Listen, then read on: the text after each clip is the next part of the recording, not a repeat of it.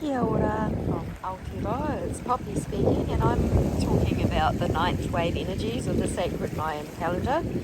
And we are heading up to a total lunar eclipse, which is going to happen in the energy of 12 water within the trecena of knife, and also within the DAYWAVE of 11 eagle, where really we just have to keep rising above everything that's going on the surface level and see everything from a big perspective, to witness, to observe, and to observe our minds.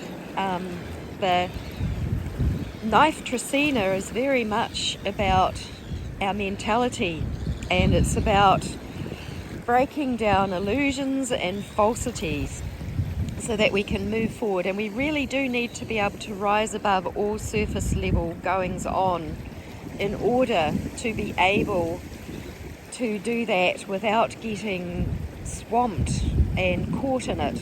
We need to be able to observe our everything that's going on and see it for what it is. Now, there's a few things I've observed, and I've observed in discussion with other people that they are observing in themselves, and some of this is, people call them ascension symptoms, but time is the frequency that's quickening, and that is actually the energies that are pulsed from the cosmic axis are the things that are really, really causing us to make rapid growth, like very, very rapid growth at this time. And so a lot of people are noticing that they are going into dizzy spells and having head symptoms and quite bad sweating. And so I started to look at when that's happening to me, what am I thinking, what's going on, and started to talk to other people and say, well, what's going on, and just notice in the conversations when the symptoms sort of kick in for them. And what I'm noticing is that it seems to be related with all the old programming from the Matrix. And a lot of it has got to do with people having to be quiet about topics, not saying things, things that they may have discovered about programming, and curses and things that have got people caught in a mentality. And that mentality, as we maybe are thinking about a certain topic or a certain thing, we might get this anxiety kind of sense might rush up. And this is actually a wonderful thing, because it's the releasing of old programming. So if we can capture our thoughts, then we may just be able to see what our old programming is and release it. Now, some really big things are coming to the surface to clear, where we may feel have been tricked into organisations, into schemes, into things, and this is all like a very much the old energy-grabbing patriarchal ways that are inequitable, often revolving around the greed of money and injustice. So we bring back ourselves into the fullness of who we are in authenticity by releasing any need to be anyone special, anyone over anybody else, or anyone under anybody else, but to actually be like, just to realize that every soul is so valuable, so needed, so essential, so vital, and that everybody's contribution is valid and is affecting our great field of consciousness together. So it is actually a really tricky time, and mostly it's tricks of the mind. It's actually to do with our mentality. It's being caught in our old programming, in our old ways. I've just sort of really been sucked into a cult over the last year, and everything looked like this is a great thing, this is wonderful, only to find out that I don't need to go into it, but we all get that. It may be a religion, it may be an institution, it could be anything. And you know, often there can be some really beautiful and valuable things in that, so we've got to be careful not to throw the baby out with the bathwater, so to speak, and really take what we've learned, what we've gained from that.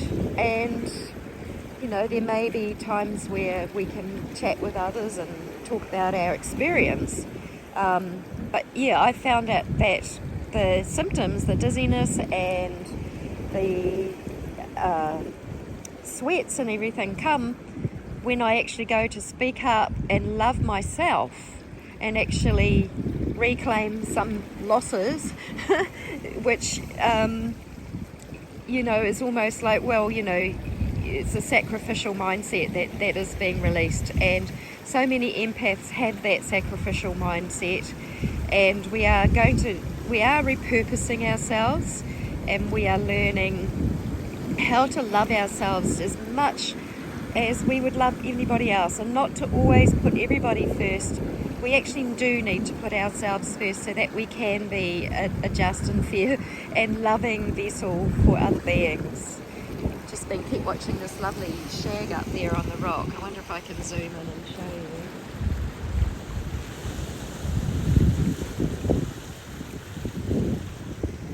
So nature's always speaking the truth for us, always giving us the wonder, the only thing that's absolutely truly loving, nurturing, divine.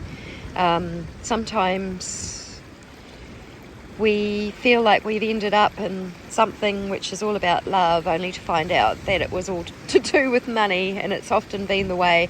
But while we are clearing our mirrors, while we are clearing and cutting away with the sacred knife through this trecena, through every step of the way, and we're having our nervous systems and our mentalities given a good shake up, we're actually doing really wonderful work for the collective and for the whole, to release that, because we will be coming into a time where we're going to collaborate together in ways that we can have equitable living, and that where no one is actually losing their energy in any way, but everyone can be self-maintaining within their energy. I mean, we're growing into all this, and it all takes time.